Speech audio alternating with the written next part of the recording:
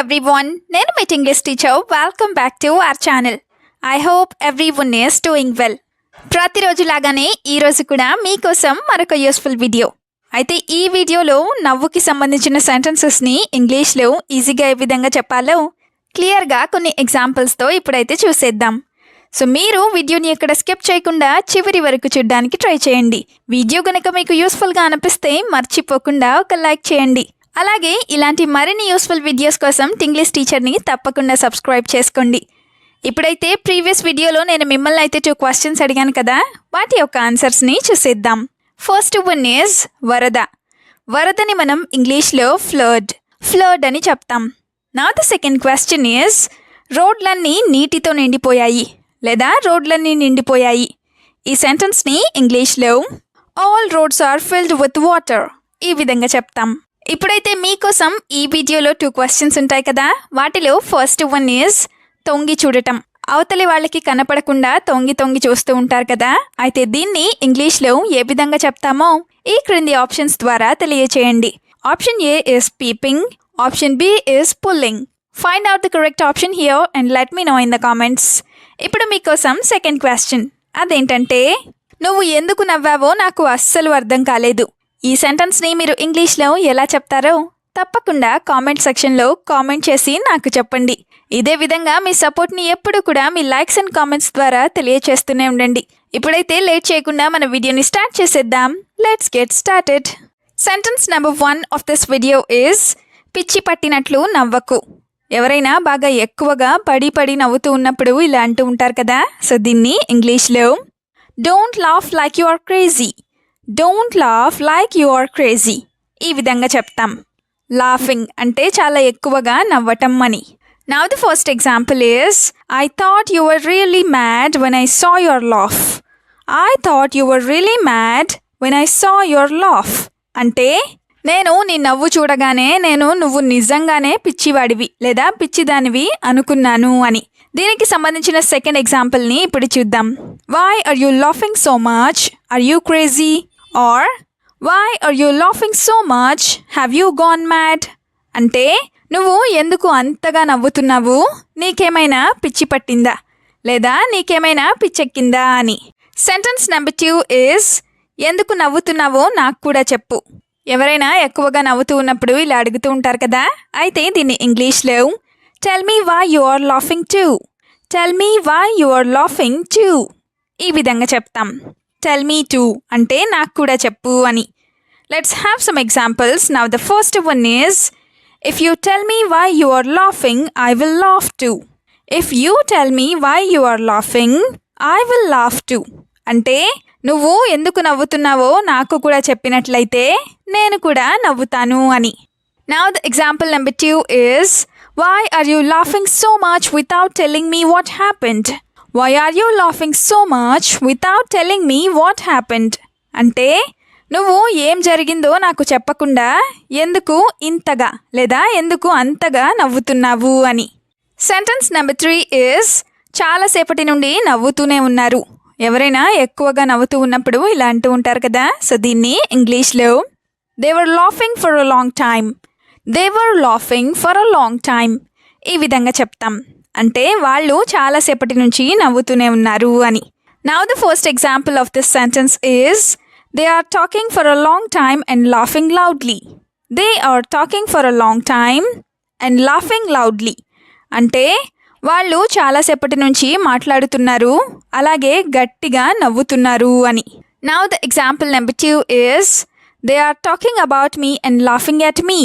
They are talking about me and laughing at me అంటే వాళ్ళు నా గురించే మాట్లాడుకుంటున్నారు అలాగే నన్ను చూసి నవ్వుకుంటున్నారు లేదా నవ్వుతున్నారు అని. సెంటెన్స్ నెంబర్ 4 ఈజ్ ఇందులో నవ్వడానికి ఏముంది. ఏదైనా చిన్న విషయానికి ఎవరైనా నవ్వినప్పుడు ఇలా అంటూ ఉంటారు కదా, అయితే దీన్ని ఇంగ్లీష్లో what is there to laugh about. What is there to laugh about ఈ విధంగా అడుగుతాం. వాట్ ఈస్ దేర్ అంటే ఏముంది లేదా అక్కడ ఏముంది అని. దీనికి సంబంధించిన 2 ఎగ్జాంపుల్స్ని ఇప్పుడు చూద్దాం. First one is why did you laugh so hard at such a small thing.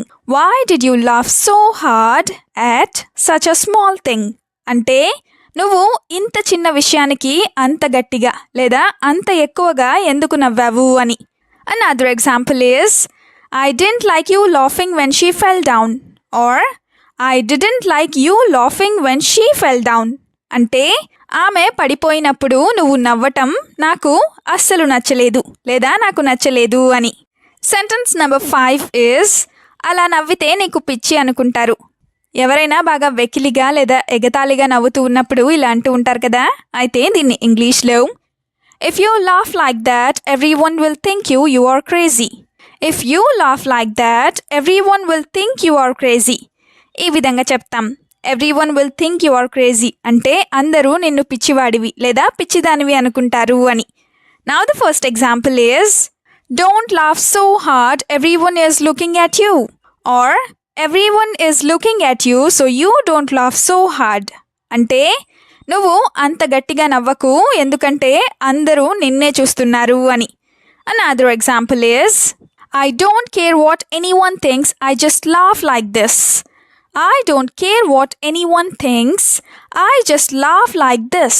అంటే ఎవ్వరు ఏమనుకున్నా సరే నేను పట్టించుకోను, నేను ఇలాగే నవ్వుతాను అని. I just laugh like this అంటే ఇలాగే నవ్వుతాను అని. సెంటెన్స్ నెంబర్ 6 is, చిరాకుగా ఉంది నువ్వు నవ్వకు. ఎప్పుడైనా చిరాకుగా ఉన్నప్పుడు ఎవరైనా నవ్వుతూ ఉంటే ఇలా అంటూ ఉంటారు కదా. అయితే దీన్ని ఇంగ్లీష్లో, I am annoyed, you don't laugh. Or, I am so annoyed, so you don't laugh. ఈ విధంగా చెప్తాం. Annoyed అంటే చిరాకుగా ఉండటం అని. Now the first example is, If you laugh at everything, I am angry enough to hit you. If you laugh at everything, I am angry enough to hit you. అంటే నువ్వు ప్రతిదానికి నవ్వినట్లయితే నాకు నిన్ను కొట్టాలన్నంత కోపం వస్తుంది లేదా వచ్చింది అని.